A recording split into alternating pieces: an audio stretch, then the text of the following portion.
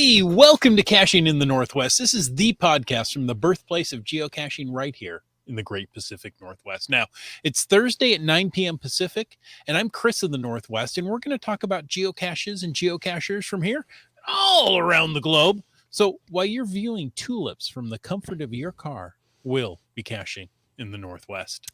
Tulips, three lips, they're all great. Yeah, well, could be. Yeah. Well, it is Thursday night. I'm Wits End, and tonight we are talking about planning a CITO. I'll bet that there are all kinds of great thoughts coming from the chat, because there always is. But if you think of a question, throw it in that chat. We want to hear from you. But first, let's see what we got to do. I know what we got to do. We need to remind you. Here's a little quick reminder that we appreciate the support of our patrons. Help to keep this podcast coming each and every week. Special thanks to Land Sharks. That's with a Z.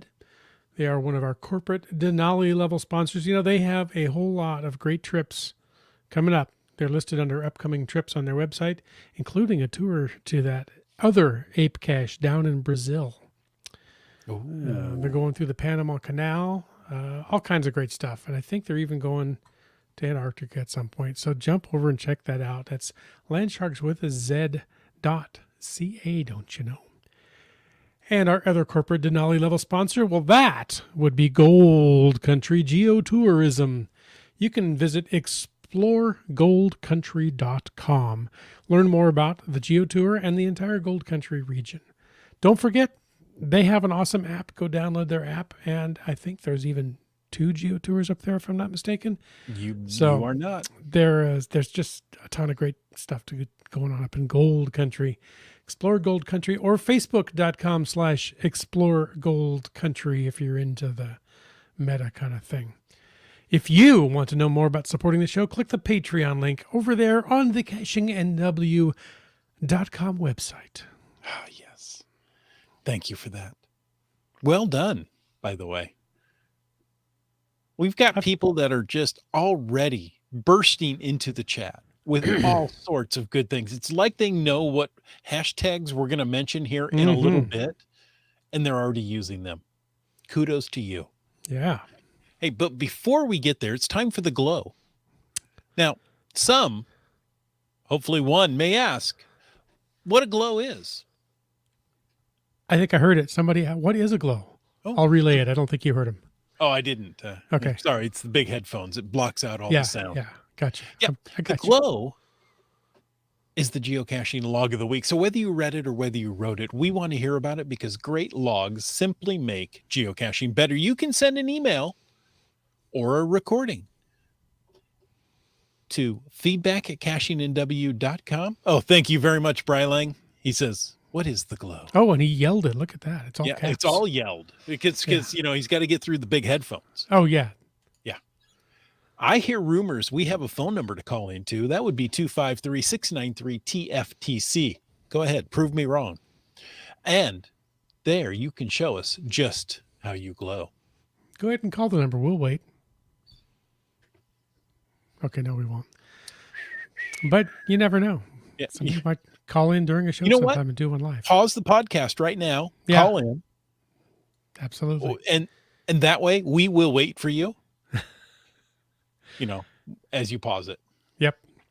Looking forward to somebody doing that, because otherwise, well, you're stuck here and me read it. This one was contributed by frequent listener, active in the chat and support of the show, Just Finding Our Way, who says, I got a log on one of my caches. This would be GC7 Charlie November Papa 1. It's a cache called False Alarm. Got this log came yesterday, at least yesterday from when he sent this in. I thought it was kind of funny in an Arizona sort of way. So the log was recorded on the cache by Suzanne A., who says, after finally making my way to 100 multis and 500 mysteries, I'm turning my sights on the goal of getting to 100 letterbox hybrids. This was definitely a fun one. The Geodog and I came out here on a beautiful morning after we'd picked up a few of the challenge caches near Gold Canyon. I appreciated the container. Afterward, the geodog and I took a brief walk in the nearby desert area, which was fun, up until the point where I heard a very loud hiss. I realized I had frightened a snake. It was a large snake, and I was about 10 feet away, so I backed off and dragged the geodog with me, counted myself lucky that the snake had seen me before I had gotten any closer. I don't think I would have stepped on it. It wasn't directly in my path, but it was too close an encounter for anyone's comfort. We left hastily, and I was very glad to climb back in the car and drive back home across the nice, barren concrete. Thanks for the cache, which is perfectly safe, as long as the cacher sticks to just the vicinity around the cache and not the surrounding desert. So, thanks to Suzanne for a great log, and thanks to Just Finding Our Way for sharing it with us. Even though this is in Arizona, I'm pretty sure Suzanne is Canadian. Could be. Suzanne, eh? Suzanne A. Yeah. Yes. And thanks also to Just Finding Our Way for putting out caches so somebody can find them to write a glow. Exactly. Very well done. And that's a good tip to know when you're out and about is that, snakes are usually more afraid of you than you are of them. They must be petrified then. Yes, they are. They don't want anything to do with you. Hey, folks, for those of you in the chat that are already using the hashtags, I'll just remind you of some that you could use that I think people have. Tonight, we're talking about CITO, so use hashtag CITO. That's cash in, trash out to add to tonight's topic. And we want to know what type of CITO you've been to lately. You can also use the hashtag FATAS to bring up something for the after show, and use the dueling hashtags podcast baking and hashtag podcast drinking to tell us what you're cooking and sipping tonight. And that's already started because CRS 98 is podcast baking crab cakes with homemade tartar sauce. Me like that. Oh. And of course, Subway Mark is podcast drinking Total Disorder Porter from the Ram Brewing. Good stuff there. Good deal. Hoping it's not Bud Light out there. I got just sparkling water, but it's empty, so technically I'm no longer podcast sipping anything. Uh-oh. And I just have regular water. Okay. It's just my personality that's sparkling. Oh. So the water sparkles when it gets in me. Moving on. Yeah. Here you go. From Kitty Quest. I saw a snake by a cache today, but it was closer to 1 foot in length rather than 10 foot. And it was very cute. Oh. I don't know that the snake in the log the glow was 10 foot long, but it was 10 foot away from 10 foot away, yeah. Suzanne, yeah. I don't know how long the snake was, but.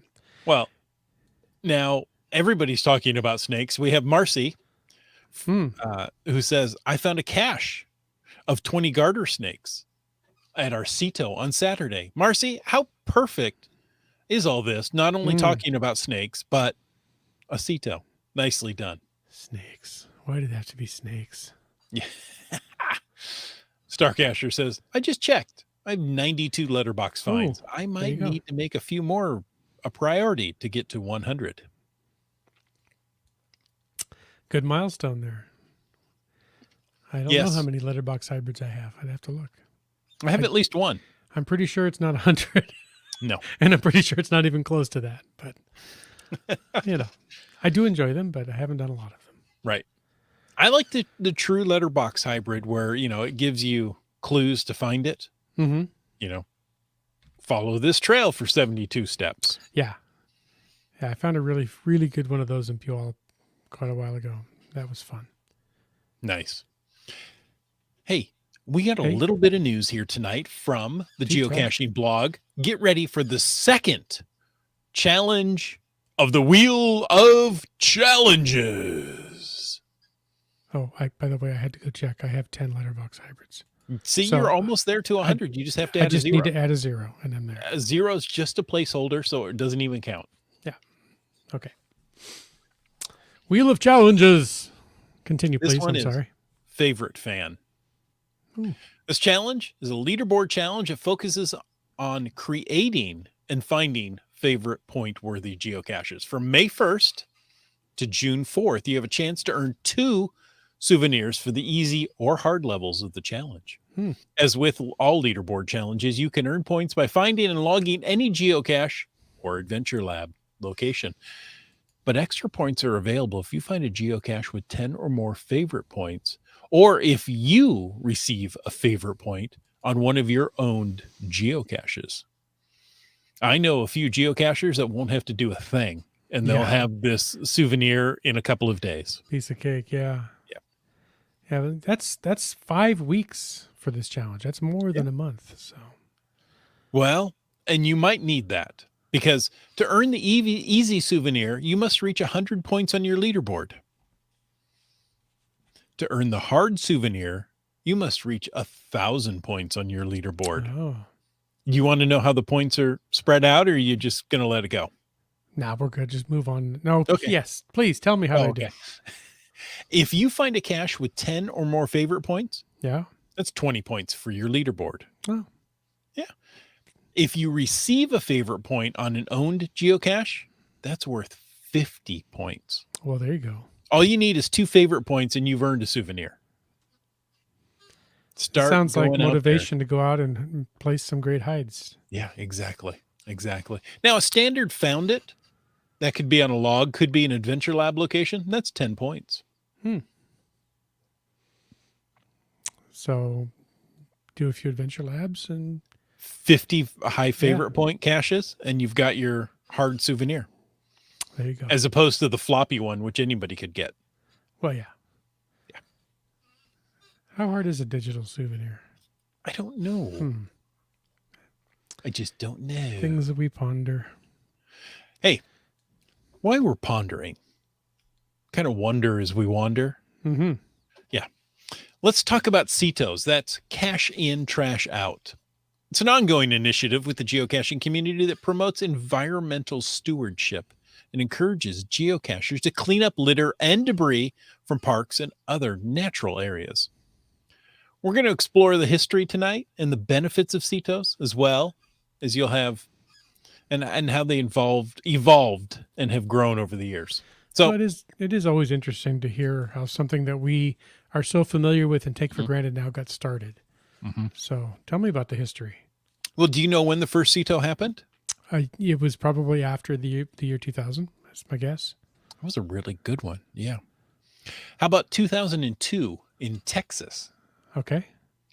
Yes, by a group of geocachers who wanted to give back to the environment and help preserve the beauty of their local parks. The event was a huge success. And it inspired other geocachers around the world to organize similar events in their communities. Since then, CITOs have become a regular part of the geocaching experience, with thousands of events held every year in locations all over the world. Excuse me. All choked up about them, aren't you? I know. They get you right here. Yeah. These events provide opportunity for geocachers to work together to clean up litter and debris from parks, trails, and other natural areas while promoting environmental awareness and even education. Edumacation. Get yourself edumacated and that kind of stuff. Good stuff. CITOs, they're great. They help keep the game board that we all play on clean. But there's more benefits than that. They do offer a wide range of benefits. They benefit the environment, and of course, they benefit the geocaching community because, a lot of geocachers just aren't going to do stuff for somebody else. They do. No, I'm kidding. They do it for the smiley. That's right, and the warm, fuzzy feeling. But here are just a few.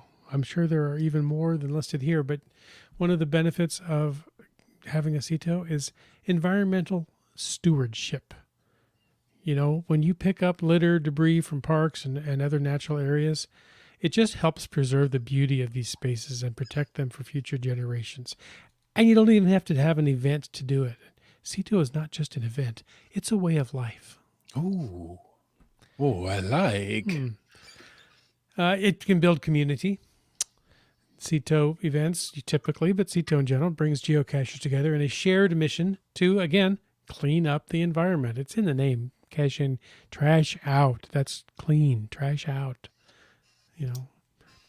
Trash minus. Trash minus, yes. Double plus not good, or never mind. Double plus not good. Mm-hmm. Yeah. Double minus good? I don't remember. Let's see. It fosters a sense of community and camaraderie among participants. And how, what regular activity do you participate in that promotes camaraderie among participants? It just doesn't happen all that often anymore. As you mentioned, edumacation. A lot of CITO events include educational components such as talks, workshops on environmental topics. We don't all claim to know everything. We can still learn stuff about how to treat the environment with respect and take care of it. It can raise awareness and promote environmental education. And, they have a positive impact. They have a positive impact, as we've mentioned multiple times, on the environment, but also on the communities where they're held. Improves that environment, it just makes it better for everybody. Even if they're not a geocacher, people appreciate a clean environment and a clean trail and a clean hike. And public relations. Now, here's a big one that maybe you didn't think of. A lot of times, and I know I didn't, first off, you think, I'm going to go out and clean up the trail. And that's a good thing. It's going to help the environment. It's going to help, keep the water clean and the environment clean. It's going to make it nicer for us to go out there and enjoy the trails and the parks and the outdoors when it's not full of trashy stuff. But a big one is public relations, because geocachers, we all know and love them, but not everybody sees geocaching in a positive light. They see people traipsing through the fields and tearing stuff up and throwing litter around. So this is a good way to shed a positive light on geocaches and geocaching and show that our community is dedicated to making that positive impact on the environment. There's always going to be a bad apple, but for the most part, we take care of our play field and our game board. And, it's just fun and rewarding. You feel good about cleaning stuff up. You have that camaraderie. You meet some other cachers. Maybe you meet some cachers you didn't know before. Maybe you meet a cacher in person that you've only seen a name on a log sheet or in the Thursday night chat window. It could happen. Meet them in person. It's fun. So, yeah. And you get a smiley for the event if it's a CITO event. There's more, I'm sure, but I'm going to stop there and tell us more about how things got going with CITOs. Well, Wits End, I want to add that at nearly every CITO I have been to, somebody stops and asks, this is really great what your people are doing. Why are you doing this? And, if I'm not answering, somebody else is, and they'll say, hey, this is part of the geocaching game that we like to play. And we've come here to clean up the park, the area, what have you. I'm like, really? So you guys just come out and do this on your own time? You're not getting paid from the parks department? No, we do it on our own. Typically, we bring our own equipment and we come and give back. Wow, that's really nice. So, and it's fun, as Wet Coaster says, fun, ? In the rain. Well, he is Wet Coaster. That's right. Yes. I've done several CITOs in the rain. Yes. Yeah.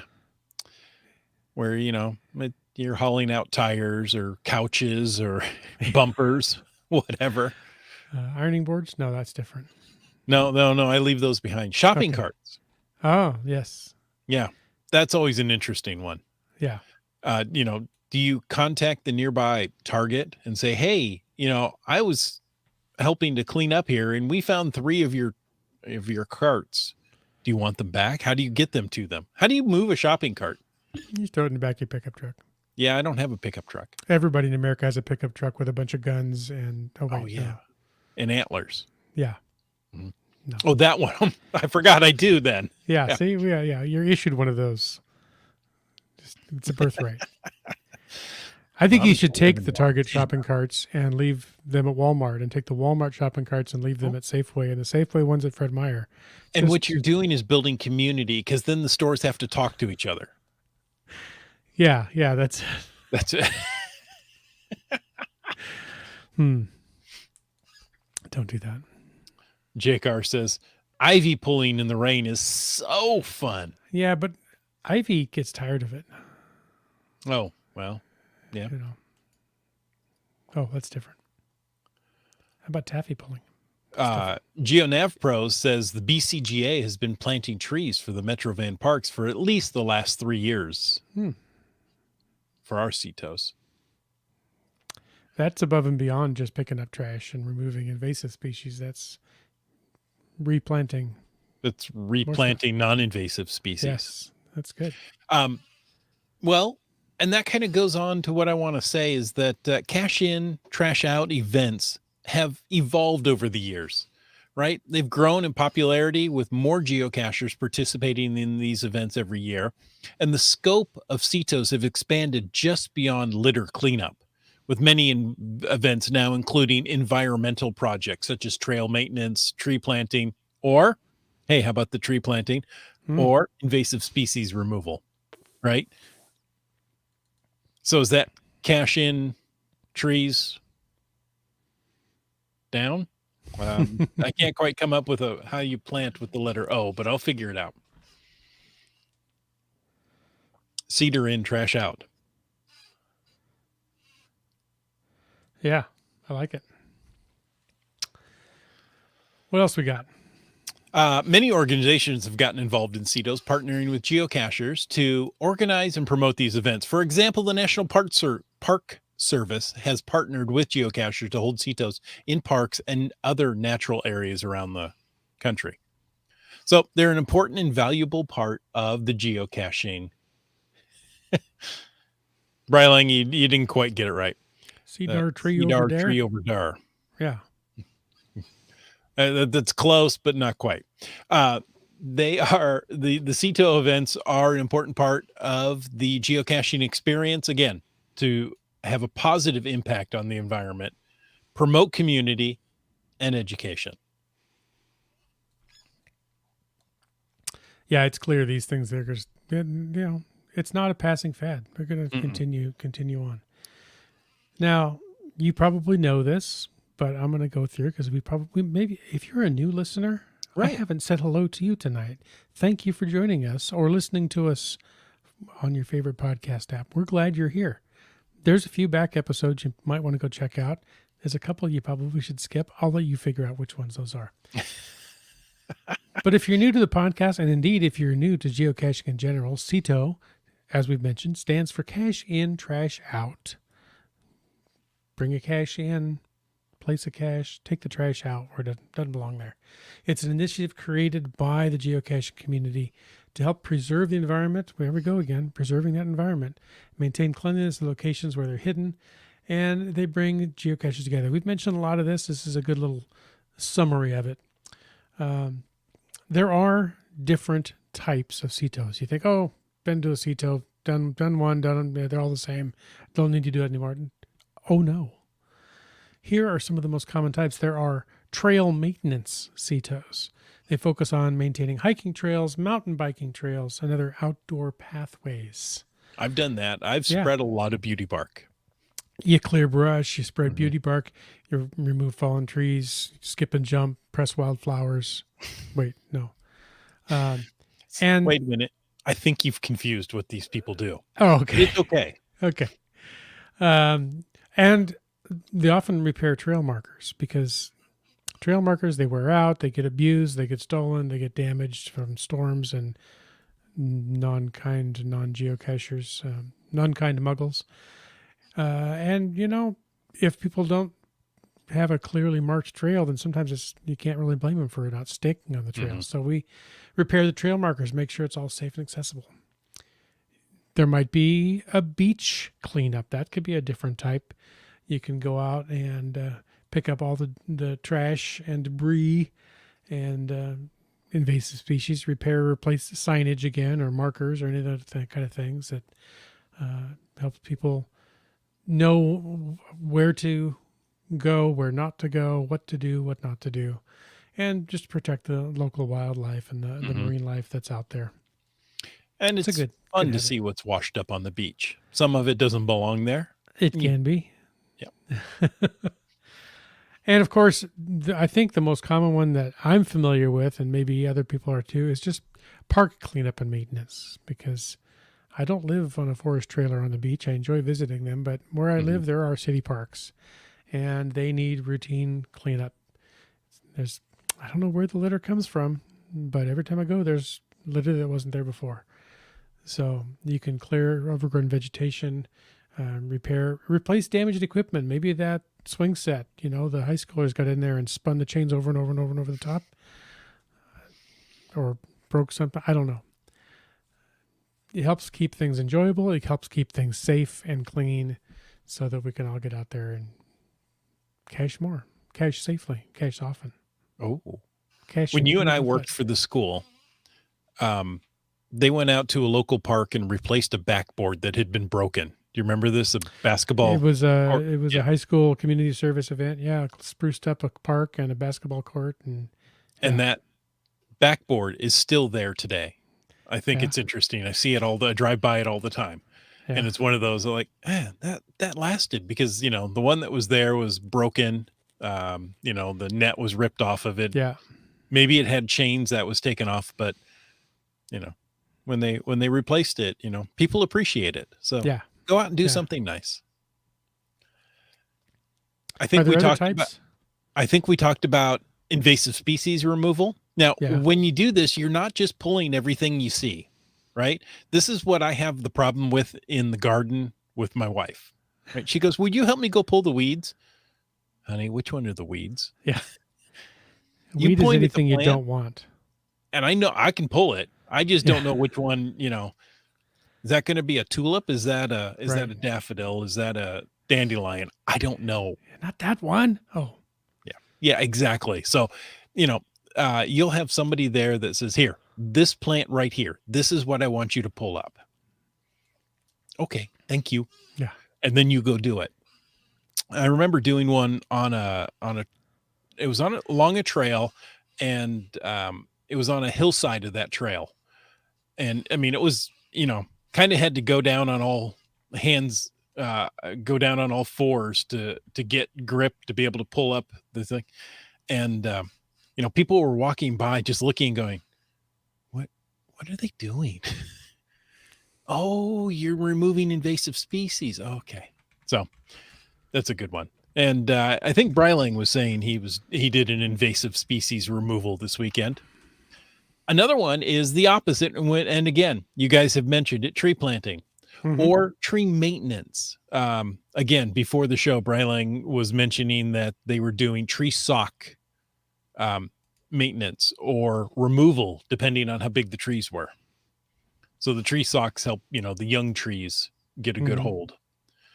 So planting trees, planting vegetation that will, like ground cover vegetation in a good way, right? Keeps the blackberry vines out because those things get everywhere. Let me tell you. You want me to tell you about blackberry vines? By the way, I just stopped the show, start over again because Komokimo just arrived. But he Oh, has a good excuse. He was co-FTF with Forever Lost One. So congrats on the co-FTF. Do you want us to stop and go back and from the beginning, or are we good? No. We're glad you're here. We're glad you're all here. at Komakino, go download the podcast. We'll wait. Yeah. Doesn't come out till Saturday. Oh yeah. We don't know when he's listening to it. Well, except now. Yeah, we kind of do now at the moment. So, there are other specialized CITOs. Maybe it has something to do with a river or a stream. That's going to take a little more gear than your standard CITO. Pretty much. Yeah. Perhaps you're doing something with a wetland or a marsh or a peat bog. You never Pidu. know. So again, it's an important way for geocachers to give back because, as you said, Wits End, geocachers can be seen as somebody who damages the environment, Hmm. right? You're out there beating down trails, throwing out your garbage. Well, that's not necessarily true, right? Yeah. Here's a good way we can give back. Seebeck Tribe says, I did my first one last month at my local cemetery. We pulled Salas. I don't know what Salas is. Maybe it's salad. Maybe it's salad. Maybe it's salsa that has overgrown in the cemetery. If it's the old cemetery in Seebeck, that place is really overgrown. Not as much anymore, probably. Apparently not so much anymore, because Seebeck Tribe took us there for an adventure lab, I believe. And quite well done. Wet Coaster says, after a mega event in Ontario, they held a CITO. The town cleaned up the park earlier that week because they didn't want visitors to think the town was full of litter. There are so many CITO events after a mega giga event. Yeah. Because, people come and, even though you do your best to try to pick up everything, wind blows, people spill. People are messy. You get that many people in one spot, they leave an impact. Oh, yeah. Salal is what I think she meant, says Peach. And that still doesn't help. I've heard of that. I'm not up on my invasive species enough to be able to tell you what it is, but I have heard of it. I don't have a clue. You just show it to me and I'll go pull it. I have very good image pattern recognition. And once I see it, I know where it is and I can pull it, but I can't identify it. I pulled a lot of Scotch broom. Oh man, Scotch broom. There it is. Yep. Seebeck Tribe said yes, and we're working on removing that invasive species and discovering several gravesites. Nice. Ooh. It's always fascinating. At least I'm always fascinated to walk through an old cemetery and just look at the history and the stories and just Well, you see the history and you have to sometimes come up with your own stories of look at this family that's all buried together here. They died within a few years. I wonder what happened. Right. Yeah. It's all about the dash. Seebeck says, I'll invite you to my next one. Please do. I don't know if I can make it, but please, the invitation would be welcome. Yeah. Salal is not salas or salad. It's a native species in the Pacific Northwest, but you wouldn't want it taking over the cemetery. There you go. CRS 98 said, when I was in the WSGA 48 North chapter rep, or when I was the WSGA 48 North chapter rep, I organized twice yearly CITOs at Washington State Parks. They were great to work with. Well, how did you know we were going to talk about that? He's just that smart. Oh, that's what you were reading from Kitty Quest, weren't you? Yeah, it popped up in the other chat before this chat, so I couldn't place it on the screen, but yes. So it's not an invasive species per se to the Northwest, but it is something you don't want. Right. It would be invasive in a cemetery. Yes. Right. I shouldn't speak without knowing. I was going to say any species you don't want can be an invasive species. I mean, blackberry, I would assume, is naturally occurring here in the Northwest, but it's incredibly invasive. No kidding. You can hear it grow. I'm pretty sure. And it takes over the caches on the way. Yeah. So, folks, if you want to host your own CITO event, go ahead and do it. First of all, choose a location. That's the most important part, right? Mm-hmm. MC3 Cats and I were at, a bunch of people were at XXX Root Beer in Issaquah, not too long ago. And there was, between the parking lot and the road was a drainage ditch, and there was a lot of trash. Mm-hmm. And we looked at it and go, we should do a CITO here. Yeah. It's not a park. It's a public location. So it's one of those things that, you know what? You could go up and ask the owners, the managers, hey, can I bring 30 people here to clean up this area? And they would just love you. Yes, of course you can. So interact with the land manager or parks department or, manager, who's ever there. They'll be thrilled to have several helping hands to clean up the area. And often the parks department will provide tools, trash bags, and even haul away everything your group picks up. Yeah. You just need to be willing labor. Willing, cheerful labor. Kitty Quest says Himalayan blackberry is invasive to the Pacific Yes. Northwest. There are native blackberries, like the trailing blackberry, but they get out competed. Yeah, those Himalayans, they can take over. And apparently it was the green bushes you had to walk through at the cemetery. That's everywhere. Yeah. All right. Okay.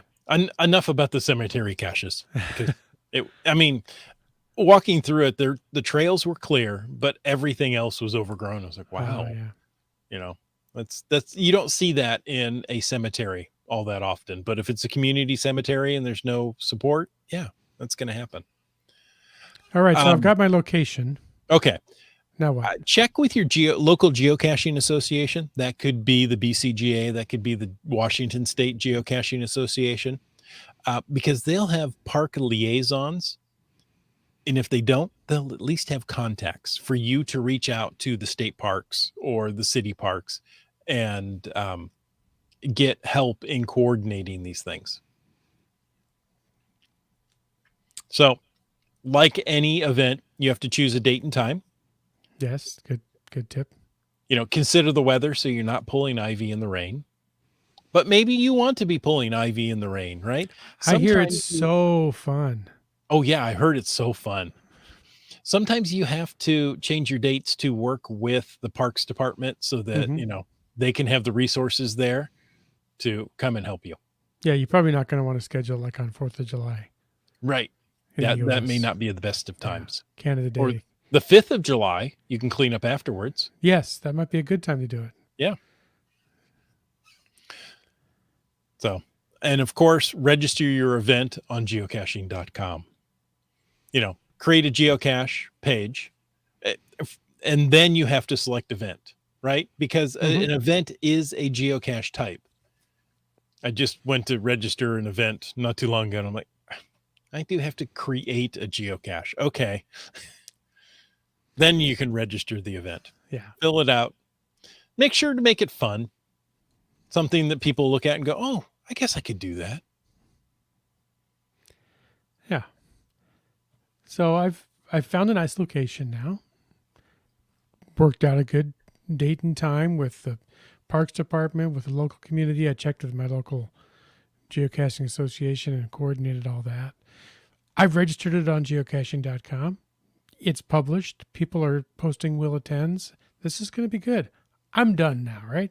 I can just show up day of, and we'll have a grand time, and everything will just take care of it. Just like every other event that you host. Yeah. You don't have to do a thing after that.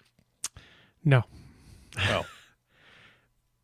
Like most things, if you really want it to be a success, put a little thought and planning into it.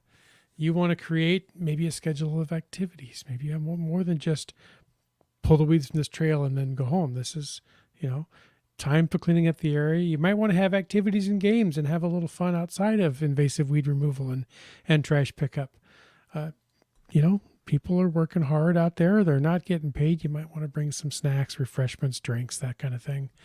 And you really should put it in the cache description, maybe even send out a note to people that have posted bulletins and remind them, because not everybody thinks about it.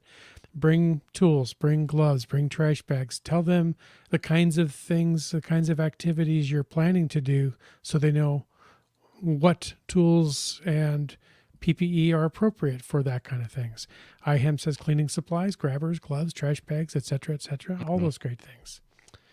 So plan, and it will go smoother and be a better, more memorable experience for everybody.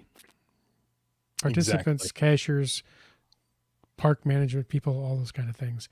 And like you mentioned, or somebody gives you, sometimes the Parks Department will provide a lot of that stuff, including a dumpster for you. So you don't even have to maybe make the actual call to arrange the dumpster. You can just tell the park, hey, we're going to haul a bunch of trash out. Could you maybe arrange to have one of your dumpsters over here or have one dropped off. Right. I've often seen they'll have one of their flatbed trucks available. So they'll bring out a bunch of shovels, rakes, grabbers, trash bags on that.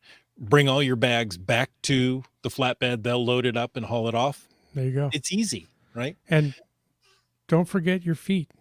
Oh, GeoNavPro says boots. Excellent thing to wear. yeah. Yeah. I wanted to talk about gloves for a moment. Yeah. Because, I don't know if you've noticed, we just came through a pandemic and everybody has rubber gloves at home, the nitrile little rubber gloves. And those aren't really enough. No. No, you want a heavy duty work glove. You could put it over that. Or under that or whatever. Yeah. Yeah. All right. Could you put it under the nitrile? I don't know. Depends on the size. Yeah. One of the last CITOs I did, they were very adamant that if you found a needle, leave it alone. Don't pick it up. Yeah.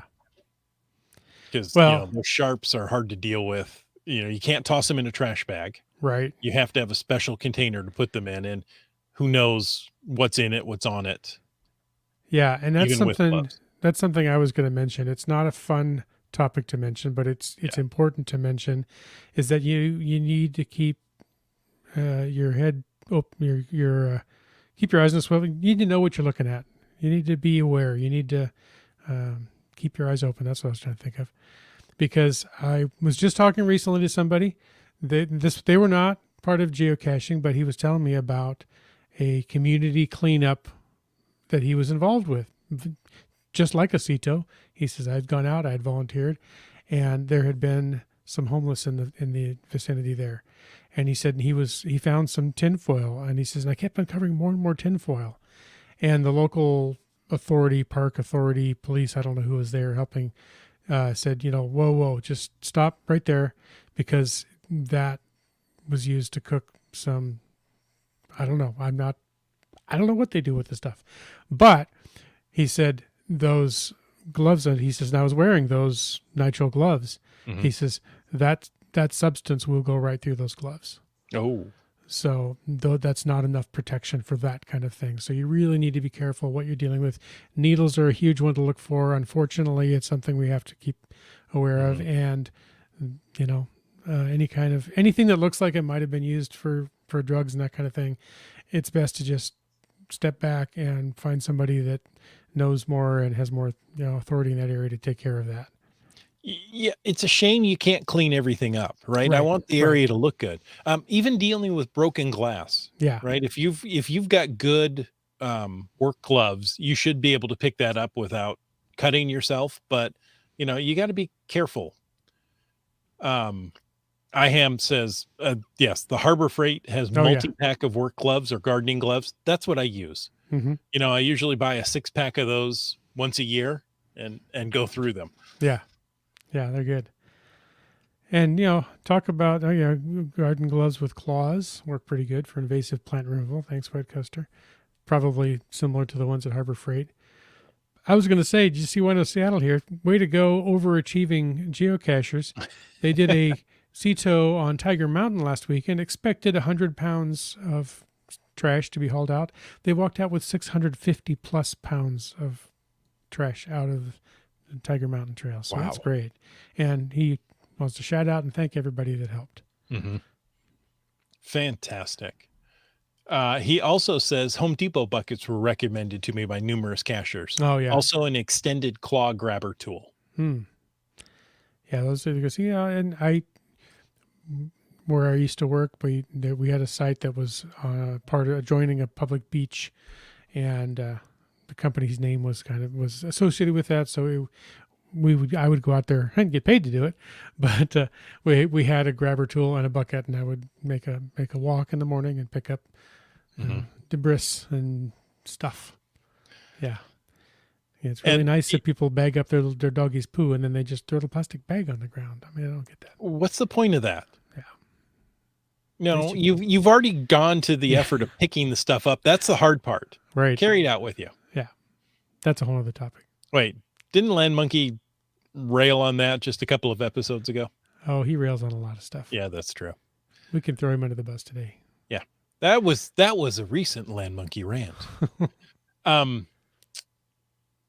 So yeah, and you know what? I'm going to go into a little of your grabber tool.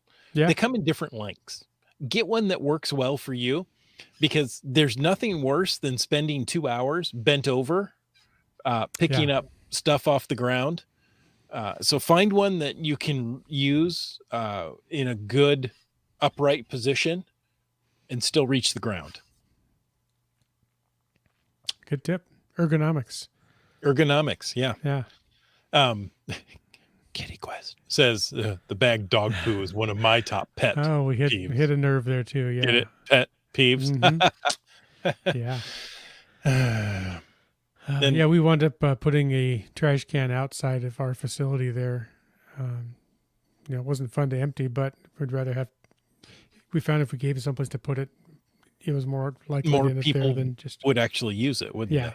Yeah. So, did you put out the doggy bag dispenser? Did not, but that's also a good thing to do. Yeah. I know we saw several of those when we did like the Mount Vernon Geocoin Challenge and things. I think there's even a cache in one of those up there if it's still there. Maybe. Spoiler alert. I don't know. Maybe. It's been a while. Folks, do you carry plastic bags with you as part of your geocaching go bag? I used to say many years ago, you get all these plastic shopping bags, they can be crumpled up to something very tiny and stuck into a container. Well, you don't get those anymore, do you? No. And the ones you get are pretty heavy duty. And now Walmart says, nope, no more we're done. bags. You have to bring your own. Yeah. So that means all the shopping carts are going home. Pretty much. We'll find all the shopping carts on the trails now. I want all the, look at this nice big metal bag they give us with wheels. Let's take this home. Sorry. Yeah. I don't carry the plastic bags in my caching kit, but I do have them in my jacket pockets most of the time because I own a dog. Right. We keep one tied to the leash, our leash. Right. Yeah. So if we need it, great. We come home, we tie another one on. Yeah. We used to have a little fire hydrant shaped dispenser that the roll sat in and clipped to the lead. That was cute. Yes, to carrying bags, says GeoNav Pros. Good. Job. You know what they still offer at all the supermarkets is the vegetable bags. Yep. Mm-hmm. Those work really well. There you go. Not that I'm encouraging that. You can take them from the store as long as you buy some produce. You're going to want to eat an apple on the trail anyway. So there you go. All right, let's get back to CITO events, shall we? We've planned it. We've picked a date, location, all that. We did some planning and told people what they need. You need to promote it. The more people, many hands make light work, right? So the more people that come, the less work it's going to be individually and the more fun you're going to have. No more is better usually. So tell people about your event. Have them tell 2 friends and they'll tell 2 friends and so on and so on. Social media is good. Local geocaching groups, you checked with them already to coordinate this, right? And if you haven't already, check the event listing page on your geocaching.com profile page and keep an eye out for stuff that's out there. Now, of course, the day of the event is here. You've done all that planning and prep and people are signed up and coming, and you're going to turn this park upside down and make it just a sparkling gem of your city. Make sure you arrive early, set up, welcome everybody. Maybe they're there for their very first CITO. Maybe they're not even a geocacher any wonder, and they join you and become a geocacher just because of your hospitality. It could happen. Gather everybody, tell them the rules, the guidelines, and those safety precautions that unfortunately we really have to share repeatedly and keep people mindful of. Once the event is over, okay, we're here to call this trash away.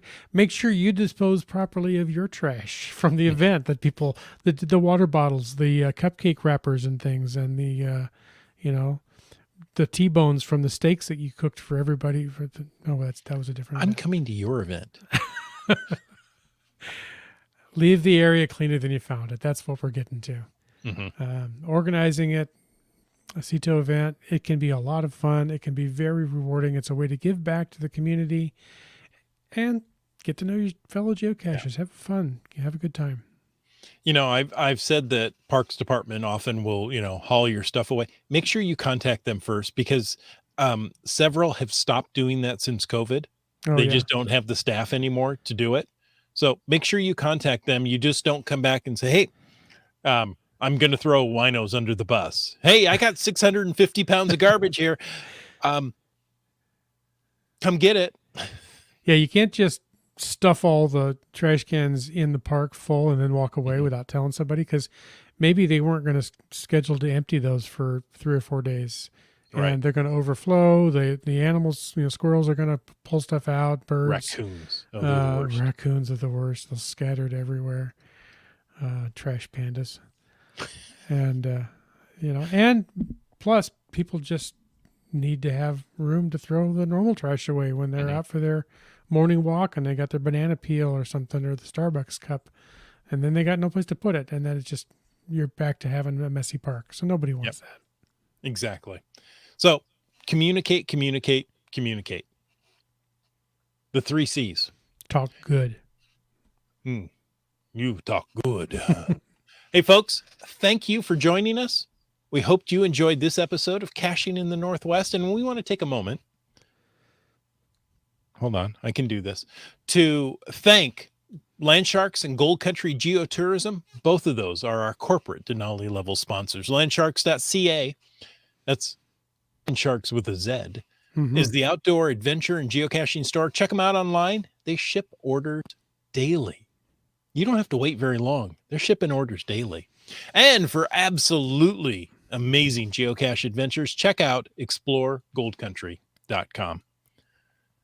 And of course, we want to thank our faithful Denali level supporters. That's Landsharks, Gold Country Geotourism, Team Squirrel, Groovy Owl, and Cachely, the geocaching app. If you want to know more about supporting the show, click the Patreon link on the cachingnw.com website, like Team Noltex has done. And UDAC. And Kev MacD.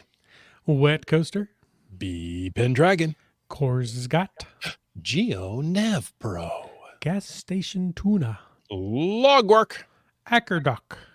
Broncos fan for life. Dora Moore. Kitty Quest. MC3 Cat. Oh, active in the chat. Yeah. MC3 Cats. Flagman. Just Finding Our Way. Contributed to Glow. Oh. Rawr 285. Genies. BC Rockcrawler, one of our newer patrons. J Car. Hey, I got Boomer 365. Oh, yeah. Blue Mayors out there. LG 9000. And Teus. Subway Merc. Segehove. Geocaches. Kid Vegas 19. Skyhawker. Another new one, Just Carlo. Oh, thanks, Carlo. RE54321. Active in the chat, Wino Seattle. You Talks to Rocks. Green Words. CRS 98. The Camp Clan. Limax. Peach of Washington. Seabeck Tribe. GSM times 2. Let's see, Whidbey Island Gal. Alarobrick.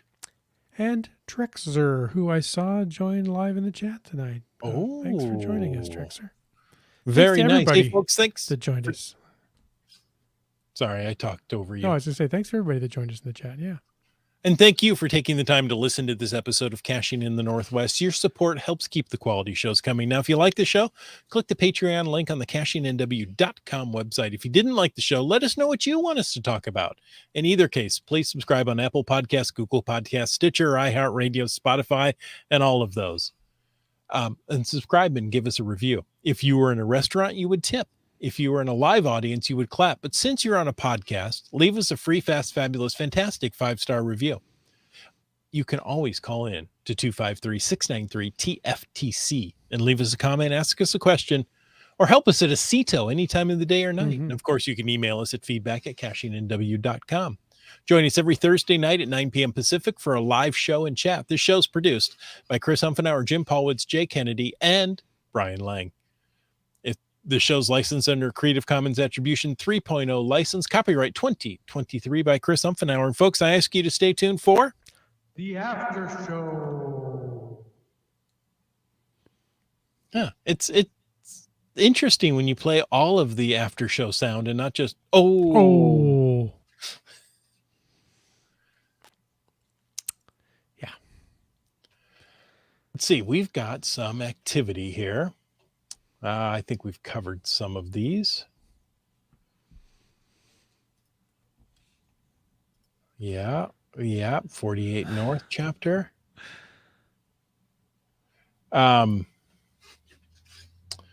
Starcacher reached the hard level of the current geocaching challenge on Tuesday and made it only because of finding 50 Moga-related adventure labs 12 days ago. Oh, there you go. Holy cow. That's like cramming for an exam the night before. Exactly. Komakino says the cache that forever lost one and I found today was a reused mortar launcher firework. I mean, it's the ultimate thing not to use for a geocaching container. Of course, the hider is 0 fines, 1 hide. But they could have opened a brand new account. That's because it makes me wonder if it was an additional account, just a ghost account, a phantom account. There's a name for that. Puppet account. So interesting. Well, very nice on your cache find today. Yeah. I had to get up early this morning, needed gas in the car, and I was kind of worried that if I don't get up early enough, get to work on if there's gas lines. Well, there wasn't. So I got to the work area very early and I went and did an adventure lab with a bonus cache this morning.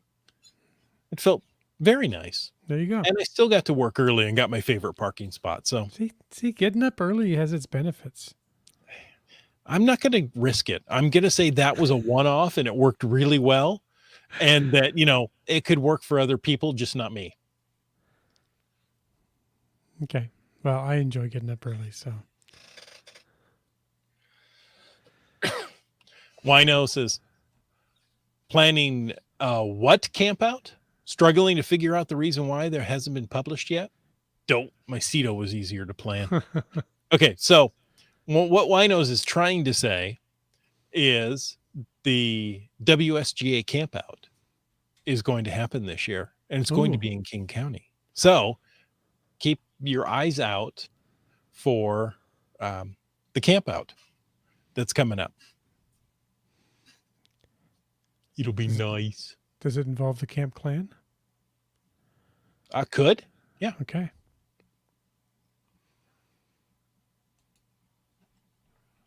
That could be a lot of fun. Lookout Lisa says maybe a pop socket, not a sock puppet. Oh, there you go.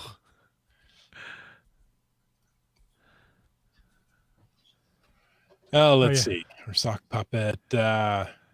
Wet Coaster says, I got up early for a 7:80 a.m. meeting that got canceled. Oh, yeah, that happens.